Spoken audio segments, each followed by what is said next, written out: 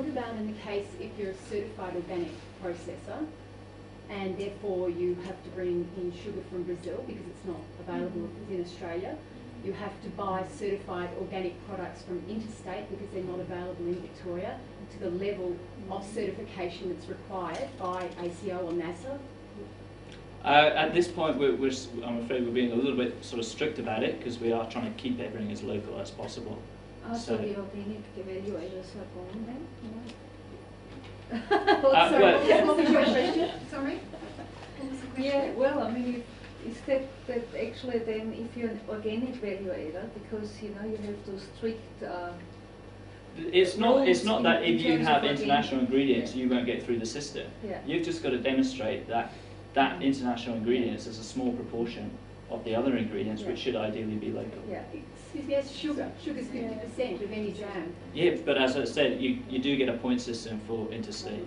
If it is from overseas, then ideally you should be trying to source from interstate. It's not available.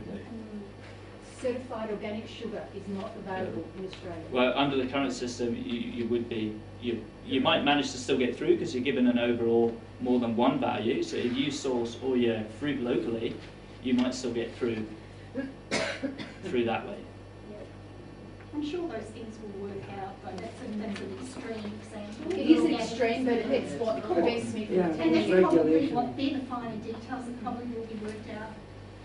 With the, and would have to be, is that... Just before we get too involved in questions, I'm going to explain the sort of process from a VFMA point of view, and then I'll actually have a proper question session, and then I'll go on to the producer process with more questions.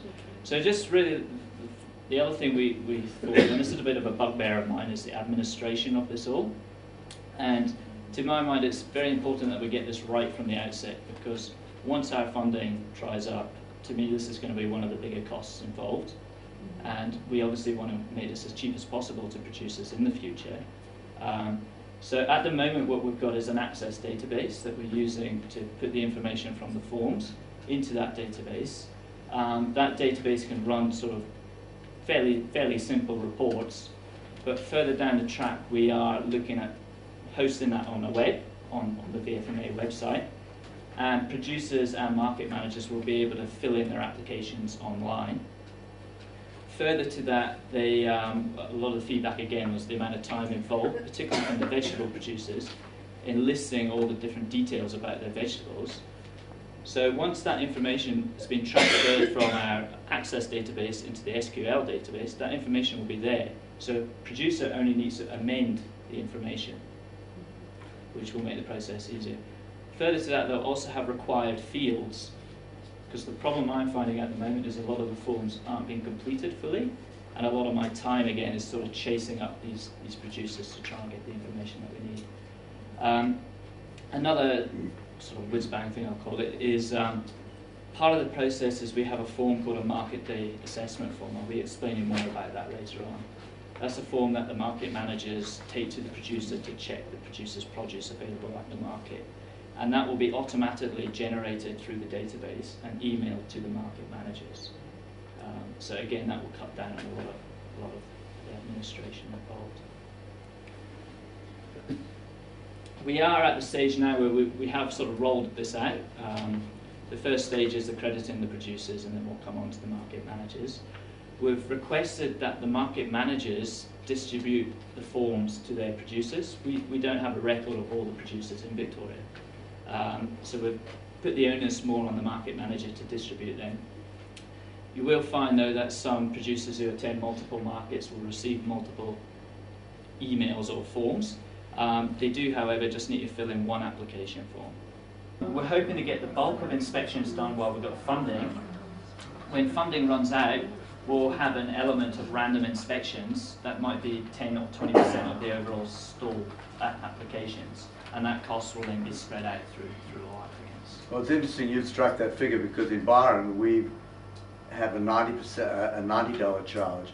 All existing members, when we introduced our certification, was done at the cost of the market. And all new members, it's now $90 was the fee. Yeah. So that seems to line up. That covers that adequately, do you find? Or? If you've got people who are actually involved with the market, doing the inspection of forms and what happens if somebody doesn't pass? Because you've got people that know each other, essentially saying, Yeah, sorry, you... This is why the peer one really needs a bit of exploring. Currently with the assessment panel, we'll ensure that there is not any conflict of interest. If somebody doesn't pass the system, the first thing is they'll get a report giving the reasons why, and they may have the option to appeal the decision too, and they appeal it directly to the committee. And then the committee will sort of investigate it. Can you propose to educate the public and all the certificates be displayed at all the stores? Yeah, part of the criteria is, I'll be going on to that later on, but part of the criteria is that they have to have their certificate at the stalls, and the market must display whether it's a banner or some type of logo. So how are you going to educate the public on all this? Through the media, ideally. We have got a PR company on board who's sort of supporting us. Am I clear in understanding that what you are going to have here in Victoria, probably in South Australia, is a system where you have, shall we say, the Byron Bay market, wherever it is, the Adelaide market is accredited. What happens if you have then a market in another area where they don't feel the accreditation is something they want to do, that's the road they want to go down, for an instance, and they want to run a farmers market? So are you telling me that the difference is going to be that, say, the Adelaide market will have accredited and the other one obviously can't display that? Is that going to be the difference? Or will it mean that once this accreditation system comes in, the term farmers market may only apply to accredited farmers markets? Well, the second option I would love, but unfortunately that's not an option we can do. No, you can't trade name the word farmers market, so anybody can set up a market, call it a farmers market. I suppose it's our job as an organisation to try and embarrass them into not. So with the initial, they've got to fill in their application form using one of the 4 variations, and in some circumstances they may have to fill in more than one form. Within that, they do have compulsory requirements, and then they need to sign a declaration for the information that they've provided in the form. Some of the compulsory requirements are that they have got to demonstrate that they are complying with the VFMA charter. They've got to agree to the entire accreditation process, so agree to the farm inspections and the likes. They've also got to adhere to the key points. They've also got to ensure that they do have the certificate on display at all of the markets. Other things like they've got to ensure that they've got their products properly packaged, prices are clearly on display to the public, and the trading names visible for the public as well. So once they've filled in their application form, it does get lodged at the office. At the moment, I'm sort of pre-assessing them just to check that all the information is there and all the supporting documents. It then gets passed on to the independent assessment panel, who will assess the form, and if they feel necessary, they'll carry out that inspection on the basis of how transparent the form is. And there will always be that random element of inspections thereafter. After that inspection, they'll have a verdict. If it's successful, they'll be presented with their certificate. If unsuccessful, they will receive a report highlighting the reasons why, and they can work towards meeting the criteria and reapply at any time. So for to achieve ongoing accreditation, they've got to complete their application forms on an annual basis, and they also need to ensure that their market manager carry out a market day assessment on them, and I'll explain what that is. It's a form that will be generated through the database.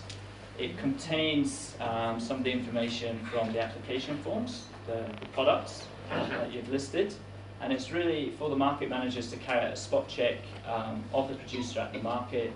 It's simple to administer. It'll be a tick box, and they're literally just ticking to say yes, you're selling that, and the likes. The other thing it's for is if you have brought on new lines, this offers an opportunity for the VFMA to have their system updated. So you can tell the market manager, I'm growing this now, and that gets fed back to us, and we can update our system.